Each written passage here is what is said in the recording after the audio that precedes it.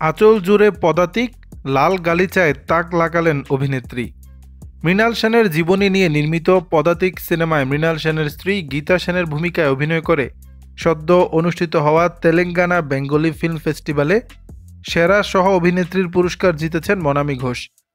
সেই চলচ্চিত্র উৎসবের লাল গালিচা মাতিয়েছেন মনামী।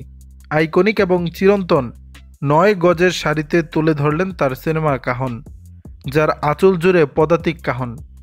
সাদা শাড়ির আঁচলে আঁকা মৃণাল সেনের অবয়ব বড় বড় হরফে ইংরেজিতে লেখা পদাতিক। তার সঙ্গে পরেছিলেন মানানসই রূপার গয়না।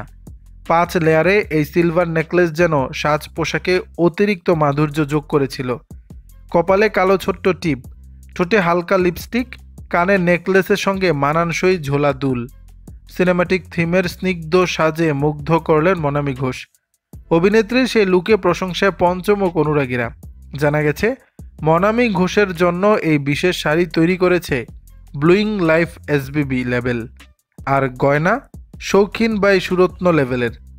পশ্চিমী হোক কিংবা ট্রেডিশনাল, কোনো পোশাক কিভাবে ক্যারি করতে হয় তা ভালো করেই জানা অভিনেত্রীর। তিনি যেমন শাড়িতে আদ্যপান্ত বঙ্গনারী হয়ে উঠতে পারেন, তেমনি বিকিনিতেও সমান স্বাচ্ছন্দ্যতা বোধ করেন। দর্শক, বিষয়টি নিয়ে আপনাদের মতামত জানাবেন নিচের কমেন্ট বক্সে।